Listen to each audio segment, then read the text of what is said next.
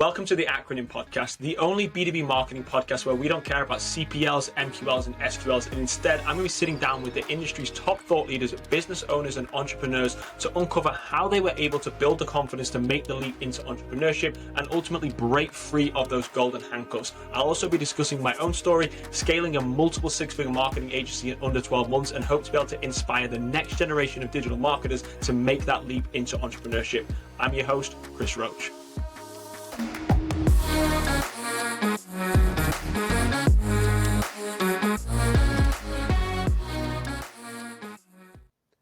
In today's episode, I'm joined by Sam Jacobs, the CEO and founder of Pavilion, formerly Revenue Collective. We'll discuss how he made that leap into entrepreneurship, why he started Pavilion, and how this has progressed from a dinner club in New York to now a member of over 10,000 executive leaders worldwide. I'll see you in the episode. Sam, thank you so much for joining us on the Acronym Podcast. If you don't mind, just to kind of kick things off, kind of give us a little bit of background on who you are and what Pavilion is. Yeah, absolutely. And thanks for having me, Chris. So my name is Sam Jacobs. I'm the founder and CEO of Pavilion. Pavilion is the leading professional development community for revenue leaders and CEOs and founders at high growth companies, I guess, all over the world. So we're 10,000 people. We are a community of sales leaders, meaning VPs of sales, CROs, marketing leaders, CMOs, VPs of marketing, customer success leaders, and then, as I mentioned, founders and CEOs. People pay us to be a member. In exchange for that, we try to provide them three basic things. The first is learning through Pavilion University. We have over 50 different online courses and learning programs that people can take and level up and become more proficient in their jobs and their skills and their toolkits. Also community itself, meaning small group get-togethers all over the world happening all the time. In-person event experiences, including our upcoming CMO Summit on March 23rd in San Francisco, which you should attend, Chris. And then insights are sort of like the final thing that we're really working on delivering to people, surveying the membership, giving them data on what's happening in their market, what's happening in their roles, and how they should be thinking about it. So that's what we do for people. The ultimate goal is to help operators, we call it unlock and achieve their professional potential. What does that mean? That means we want to help you lead a better life and have a better career. Sometimes that means being better at your job. Sometimes that means giving you the tools to start your own company. Sometimes that means just providing a shoulder to cry on or a warm embrace when things are difficult. But it's all powered by this global community of 10,000 all over the world.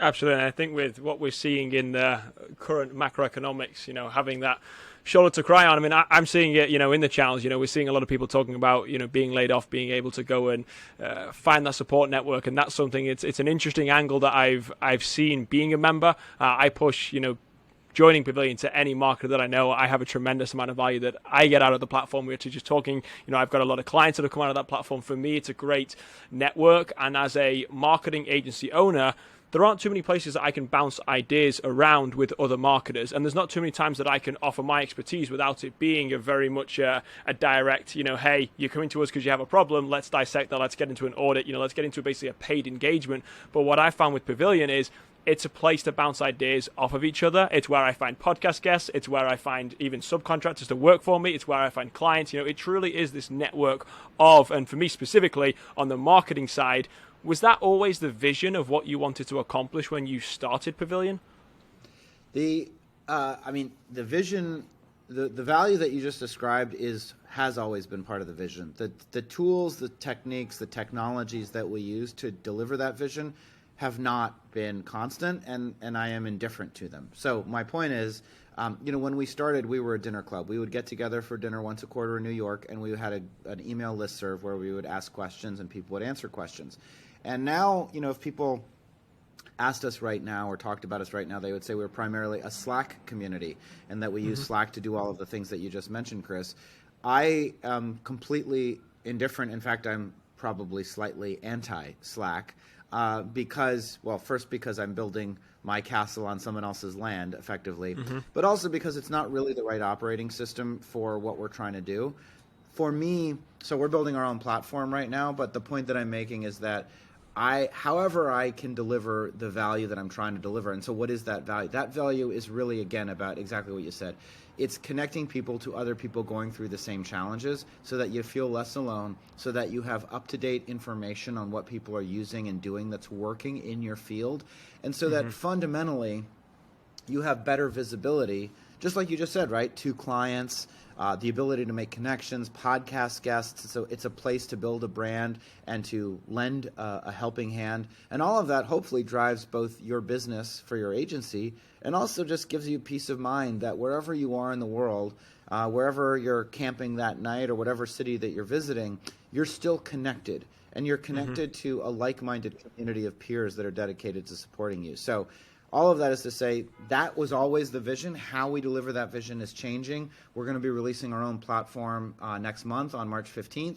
And, really most of what we do after that will come in the form of trying to drive our own product as opposed to leveraging things like Slack because, we want to build a comprehensive integrated experience for people. Awesome. I'd love to dive into the story of how this community started. I know you mentioned it started off with a dinner club. It was a monthly meeting. A lot of the guests that come onto this podcast, we're talking about how they started their agency, how they scaled to 10 million, 30 million, whatever kind of the success metrics that they've had with that. Now, you had a bit of a different background in the fact that you came from a sales background. How did you decide that you wanted to start this? What was kind of that thought process where you said, hey, let's start, let's like getting people together and just build that sense of community in New York? What was that process like? That process was, first of all, extremely gradual. So, sometimes people say, oh, there was like a light bulb moment. I've had light bulb moments in my life, mainly about like my mindset, not necessarily about business. I started, it was 2013, 2014, right? So 9 years ago at this point, almost 10. And I just wanted to bring people together because I didn't know what I was doing. So I was a VP of sales at an early stage company, and I didn't know what I was doing, and I was frustrated, and I needed people to bounce ideas off of. And I also felt like my job was increasingly at risk, and I needed to have some nexus where I could maybe find the next job and figure out how to negotiate for that job. So we started going to dinners together. I kept working the whole time. I was then, and I just wrote this book called Kind Folks Finish First, and that's right. This is it right here. And the book starts 5 years ago on Friday the 13th of October 2017, and that was the next catalyst because I'd been doing it for free, and in that moment I was fired from my second to last job, and I decided in that moment that I needed diverse revenue streams, right? Even then, it wasn't like I'm going to work on this full time. It wasn't even that. It was I need some side hustles so that I am not completely at the mercy of other people's whims in terms of how much money I can make, what I can do every day, whether or not I have a future or not. So that's when I started charging a little bit of money for the community. Then again, with no expectation of anything, no expectation this would be a thing, just, hey, this is side revenue. Then in 2018, other people from around the world started hearing about what we were doing, and I had people reach out from Amsterdam and from London and from Toronto, and they said, hey, we want to start chapters for it was called Revenue Collective at the time. We want to start those chapters ourselves. And so then it kept growing. I got fired one last time 4 years ago in December of 2018.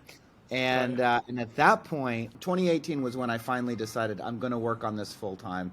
And it was really, I was at a breakfast with a mentor, and I said, if this doesn't work, I can go, I'll just get another VP of sales job or CRO job somewhere in the city. Yeah. And he said, you know what, I think we've tried that experiment already. And that was sort of a funny moment where I said, you know what, let me give this a shot. And even then, the goal wasn't some venture scale business. It was still, can I pay my rent? If I can pay my rent, and if I can live, but I'm doing my own thing, and it's a job that I won't be fired from, then in that context, that's the best possible solution for me. So ever since then, and again, even then, right, the beginning of, so that was December 2018, all through 2019, the idea was if I can, if I can get this to 2,000 members by the end of 2020, not by the end of 2019, but like within 2 years, if I can get it to 2,000 people, that's enough money for me to live, and nobody will be able to take that away from me effectively. And so is that when you say, just to jump in, Sorry, just to jump in, when you say that's enough for you to live, are you talking to cover expenses there? I mean, I'm just trying to get in the mind frame of making that jump. You've just been let go. You're at a position where you're saying, great, I'm going to jump into this full time. Now, I've been there. I've been let go. I've had my house at risk where we were closing on our mortgage and I suddenly had to show literally contracts to the bank in order to secure the mortgage on the house that we were winning. I had 30 days to be able to do that. I know the stress of doing that. Are you in a position there where you're going from making, decent money in New York to zero? Like, what was that jump like, and how long did it take you to cover your expenses? And were you doing other things on the side there? Like, how was that kind of hustle at the beginning? Well, here's a good thing that happened. So I've been fired 4 of my last 5 jobs, and one of my great talents, besides getting fired, is making each firing more lucrative than the next. And so, I'd been building my brand, so to speak. I've been doing speaking, and I was known as the leader of this community in New York, even though it wasn't like generating a ton of money. It was still prestige. And so when I took my last full-time job in 2018, I negotiated, and I remember sitting in bed next to my wife, and I didn't want to work for this company, to be honest, but there was a lot of good things about it.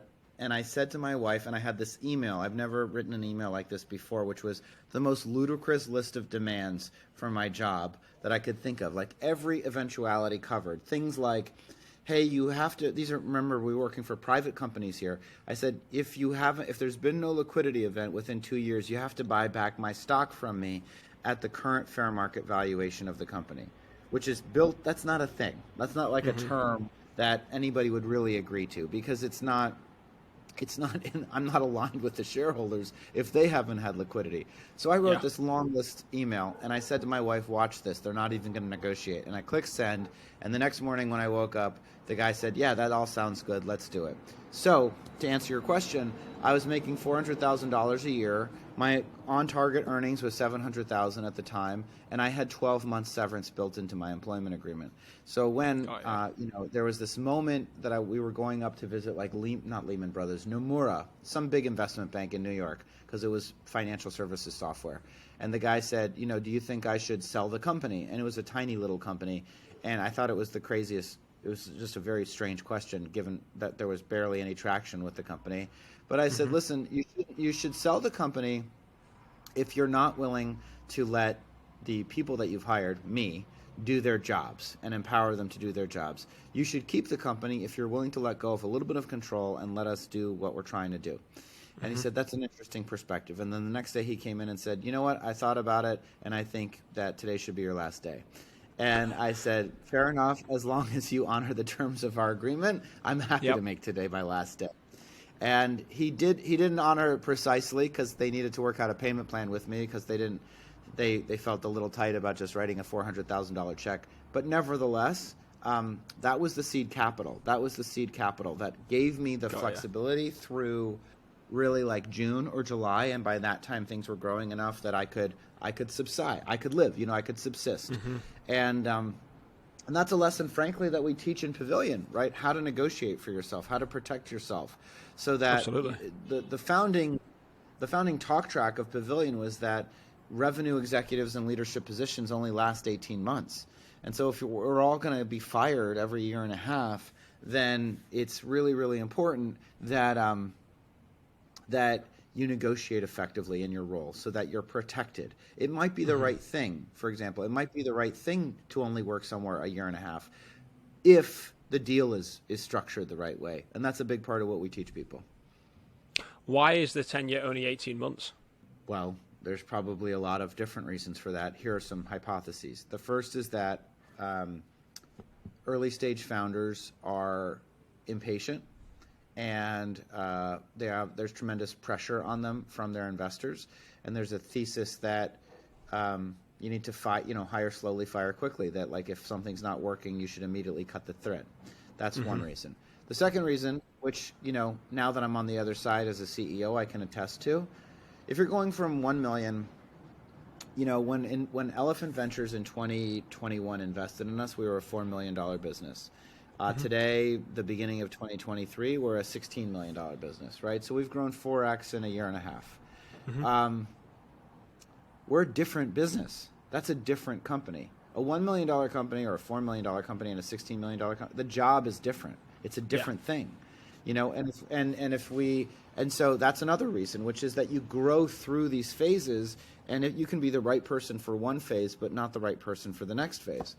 The last thing I'll say is, listen, if you look at, despite all the rumors of a recession, the job market's still on fire. There's plenty of opportunities there. And I think generally speaking, people have just way less patience, just generally, on both sides. I think employees have less patience and employers have less patience. And I think the reality is that we're moving over, 5, 10, 15, 20 years. Everything is going to be the gig economy, in my opinion. Everything is 100%. Solopreneurs, people that have found a way to use the tools at their disposal, including Pavilion, to build a life for themselves that isn't about I work for you all the time and you control everything that I do, but I work on projects, these projects pay me. I think more and more things are probably going to look like the film industry, to be honest with you. Yeah, absolutely. I've been shouting from the rooftops for that, specifically in marketing. I mean, I'm a demand generation marketer. I run a demand generation firm. We specialize in Series A to Series C. That's what we do. We don't go outside of that. And we're finding now more and more companies that are hiring for a director of demand full-time position, they have a hiring freeze. They can still talk to us. And when they're having a job posted at $200,000 a year, $180,000 a year, and we come in at half of that as a retainer, we're a far more attractive offering. Plus, we have video editors, graphic designers, paid specialists per ad platform. We have this entire team built out for them. That's a far more lucrative option. And we're seeing that. I mean, and again, I've been publishing a lot of content on this, trying to encourage marketers that now is the best time to start this gig economy, because there's a lot of marketers getting laid off. We kind of alluded to it, with the recession. It's an absolute bloodbath out there with what's going on with companies choosing to downsize, and as they look for more leaner and leaner options, they're going to look for specialists. They're going to look for those that have a certain reputation in that space. And I think becoming this kind of all-encompassing marketer, it's less valuable now because they're looking for specialists that they can really place into certain roles and help them get to that next level. And like you say, once you're there, the needs change. So you don't need to have somebody all the way through. You can use them, you can leverage them for a certain project, and then you can move on. And that allows you to be very, very agile with the type of work that you're doing. Just curious kind of what your take is on that philosophy. I agree with it. I mean, I think you're going to see very specialized roles. I mean, this is the evolution of all of work, right? Which is like, what are the things that the company, whatever that means, needs to be good at, and what are the things that they don't need to be good at, where it's not reasonable. It's not reasonable to expect that any kind of software company building software for, I don't know, project management, right? Like Monday.com or some competitor, ClickUp. If you work for ClickUp, are you going to be trained? That's the place that you're going to learn how to be the best salesperson in the world? That's just unlikely. Yeah. That's just unlikely. And I just think that we're moving to a world of specialization and almost like guilds from from an earlier industrial era where maybe your CMO knows everything there is to know about marketing, but probably you're going to, if they're not part of an agency like yours, Chris, then they need to be part of a community like Pavilion. That's for sure. Absolutely. Because you need some way that I don't want somebody that's not exposed to the broader expertise in their function working for my company. I don't want somebody that's not part of Pavilion in my marketing organization, because how are they going to learn? What do they know what they know from wherever they learned it, but they need to be exposed to other ideas. So generally speaking, I fundamentally agree with you. It's either going to be less full-time employees and much more, again, nobody works for a company in the film industry. If you are a set designer, you're a costume designer, you have projects that you like to do with people that you like to do them with, in the same way that I bet most of the people in your agency, some of them are full-time employees and some of those people are contractors for you, but you have a network that you can tap into when you need specialized expertise. Oh, you need a paid search expert. This is the person. Oh, specifically on TikTok, not on Instagram. Okay, this is that person. So I think to your point, it's either that people are going to be part of associations which deliver and improve and deliver value for them, or they're going to be part of communities like ours, or they're going to be part of like agencies, and they're not going to be full-time employees. Absolutely. And the way I've set up, just for context with Catalyst, the way I set up my agency is I work with 10 clients. So I get insight into 10 different clients in 10 different industries, different sizes, spending from 20 to 30,000 a month all the way up to 150, 250,000 a month. I can see those trends across there. So I get access to that. When I look to expand my team, I don't try and hire people full-time underneath me and have them manage those clients. I look for full-time marketers at other companies of similar size who are looking to freelance, because I then get insight into what they're running with those campaigns, and then they can apply that to 2 or 3 of my clients. And that's been the way that I've set that up, for the exact reason of we now get insight into about 30 to 40 clients, of which only a third of them are actually my clients, but we still get insight into what's going on. And then that VP of marketing or that director of demand at that Series C company, they can see what we're doing with other clients, and you get this complete insight and knowledge to be able to test. And we can now test and iterate with different campaigns and different clients and say, hey, this works really well. This gift card conversational ad, whatever the sample is, this works great. Let's now apply this to this type of client. And we start to understand those learnings, and they truly compound. And what I found is now through this podcast, I do this, and now I meet with other agency owners who are doing the same thing. So now yesterday I talked with an agency owner who has access to 40 to 50 clients that he works with, and now we're again comparing notes,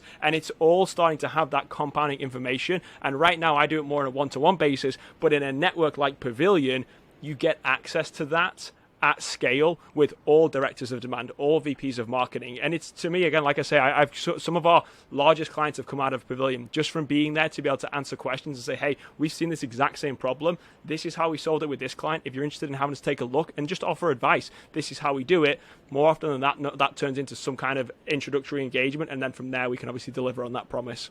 I mean, well, I think you've got the right approach. It's been an interesting road. So we're in year 2 right now, just getting up to year 2 on it. So we're slowly figuring it out. You've been happy with the progress from Catalyst progress? Yeah, for your progress for Catalyst, absolutely. For your business. Far surpassed expectations in year 1. I've now raised the bar. So for me, I was coming from an agency. I ran a software development agency. We were a multiple 7-figure agency. We were a team of 25. I was chief revenue officer. I always say my secret sauce is I came from sales background into marketing, because there's not a lot of marketers out there that can close deals like I can. And that gives me an advantage when I'm trying to prospect and I'm having those conversations. So when I transitioned into marketing, my first goal, my first milestone, replace my income. I just wanted to hit 6 figures. So the moment I could make 6 figures, I was going to be comfortable. I could provide the same quality life for my wife and I, and we had ultimate kind of control over that. What I found was we hit that in about 5.5 months. And I'm sitting there going, I should have aimed higher. So then we started to aim higher. So now this year we have a much larger target. Last year, to be candid, last year we did about $250,000 in the first year. This year we're trying to hit $1 million. We're trying to 4x this year.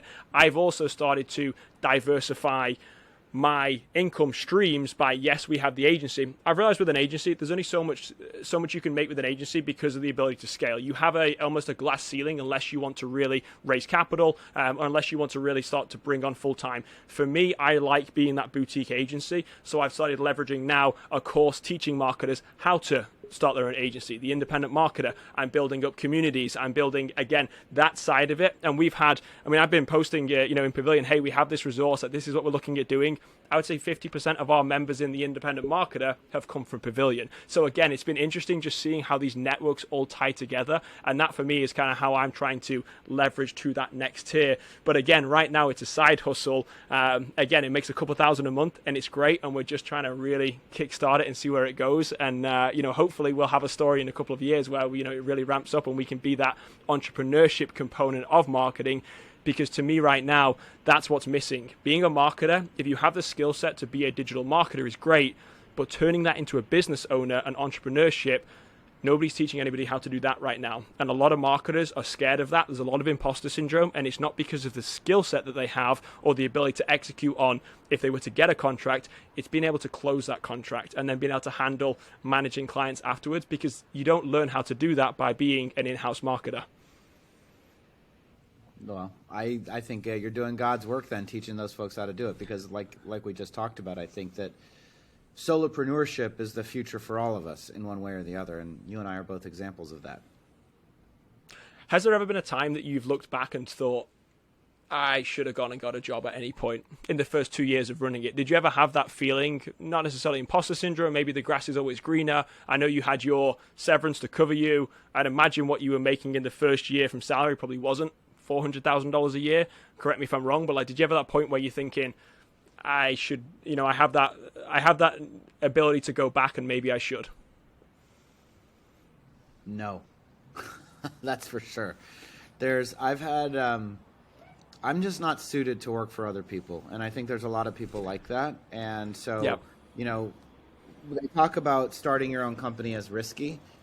Nothing, nothing felt riskier for me than walking into an organization that I was supposed to be a senior executive of and feeling in my bones the sense of anxiety and paranoia that somehow the wind had shifted, the tides had turned, and that I was about, that I might not be there for very much longer. And then thinking to myself, oh, you're just being crazy. And then realizing I wasn't crazy. There was this moment when I was talking to one of the CEO, and I'd been at the company 6 months.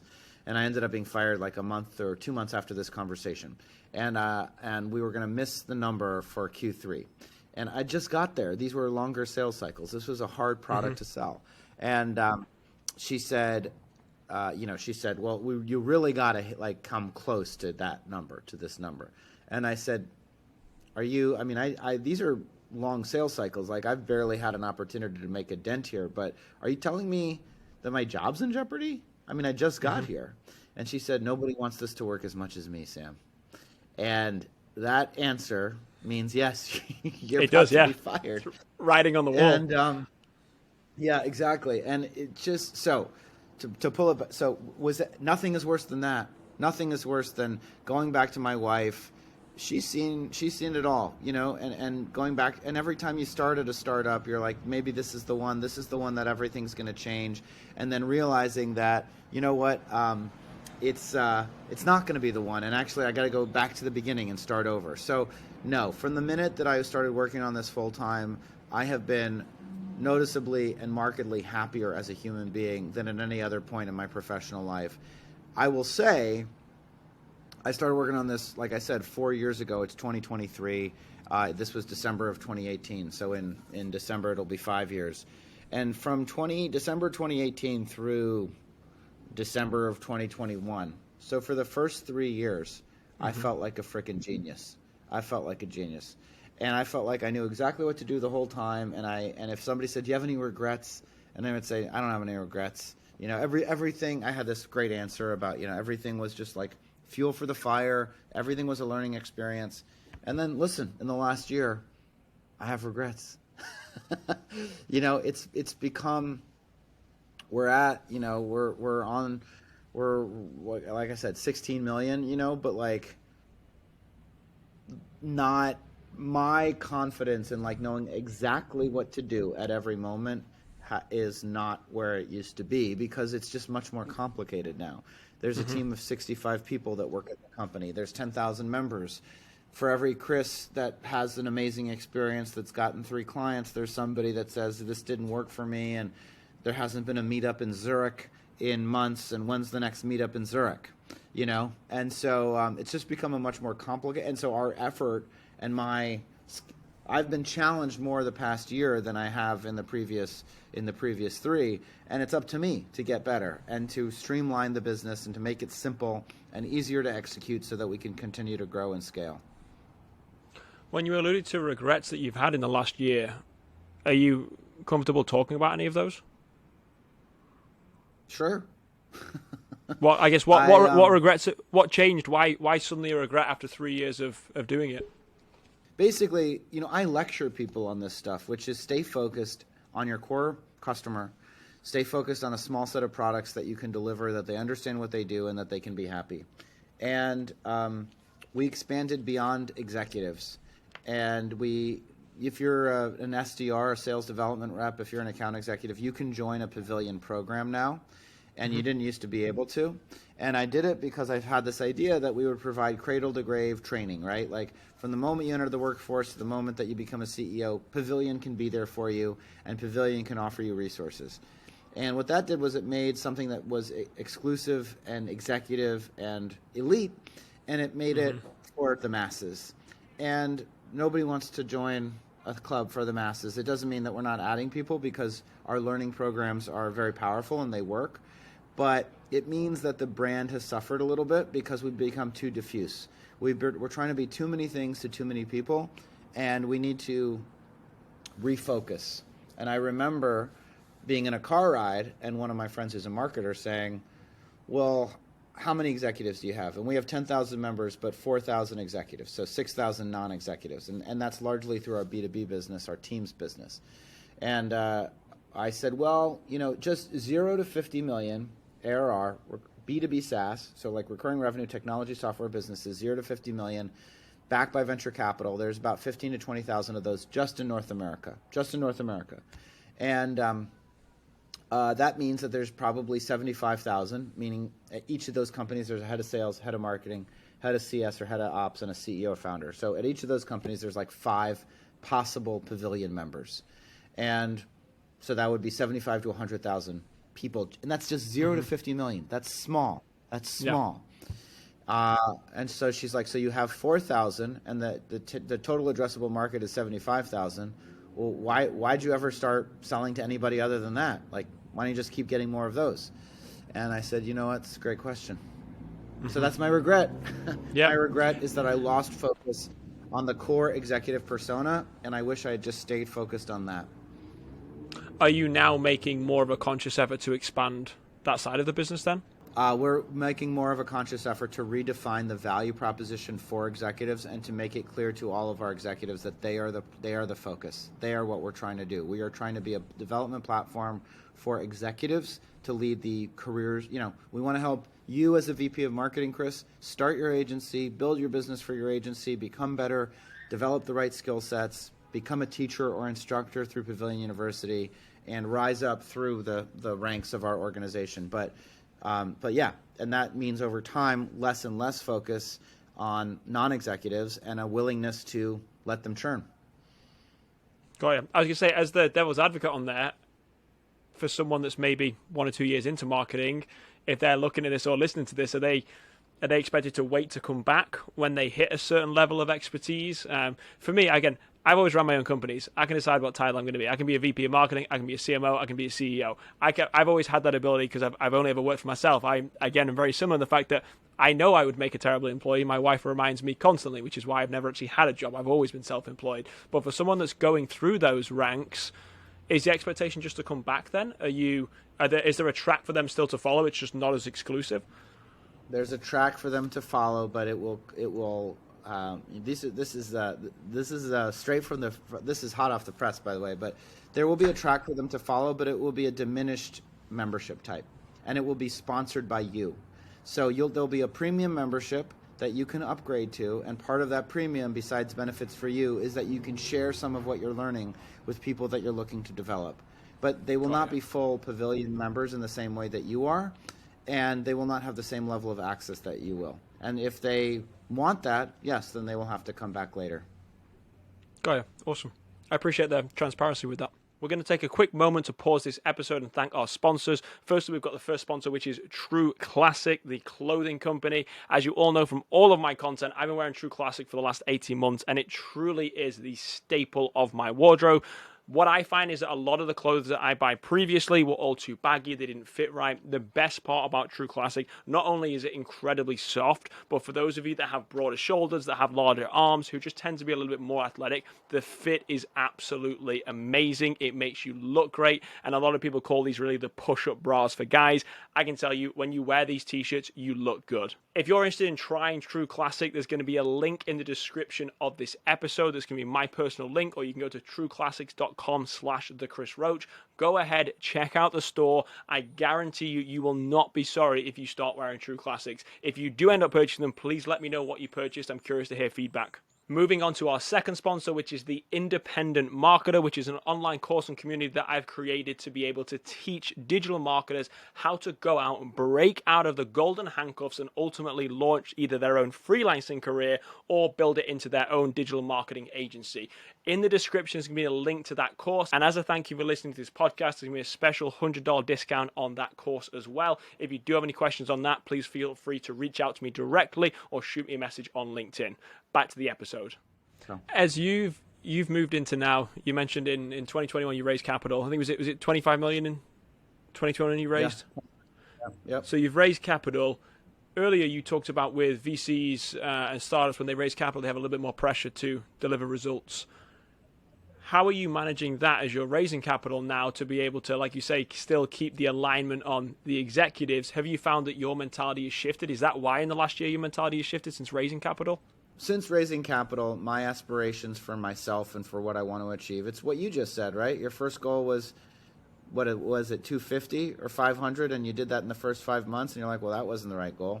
So, Yep. and now your goal is a million, and when you crush through that, your goal will be 3 million. And then when you do 1 million against a target of 3 million, you're going to say, fuck, I suck, or like I didn't Yeah. hit my goal. And then somebody will have to come to you and say, Chris, remember when your goal was 250 for year one? You just crushed that. Like, why are you being so hard on yourself? So my point is, it certainly, like for me, it increased my ambition raising capital, and it said, okay, this is a big opportunity. Other people think this is a big opportunity, and I want to pursue this opportunity. That's one thing that it did. They weren't the ones that pushed me to like start new categories of membership or anything like that.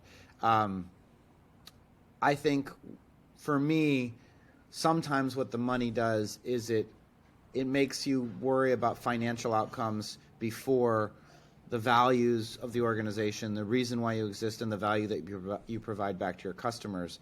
And that's something that's nobody forced that upon me. That was my fault for getting a little distracted at times.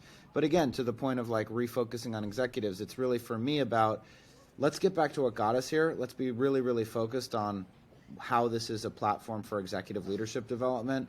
And from there, we'll let the chips fall where they may.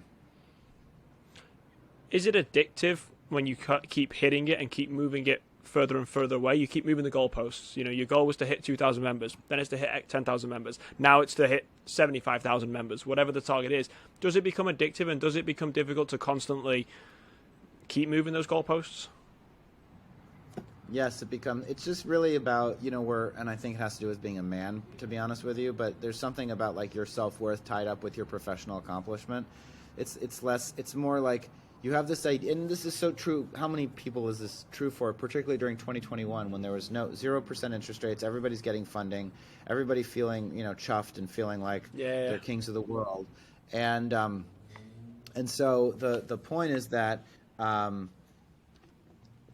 when reality resets, you can't tell yourself you're a genius when you're on the way up, and you can't tell yourself you're an idiot on the way down. You have to try and stay grounded, and there's that great quote from, it's Buddhism or something, before enlightenment, chop wood, carry water.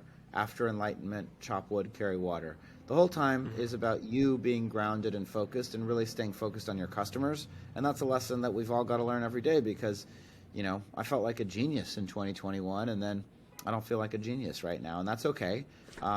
Just got to keep going. Yeah, absolutely.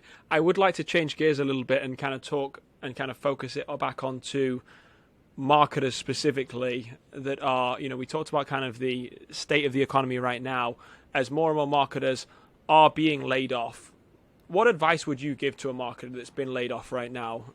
As someone that sees this, you see it across, the entire industry at the moment. Obviously, you have access to a lot more insight perhaps than most marketers would. What advice would you be giving to a marketer that's in that position at the moment?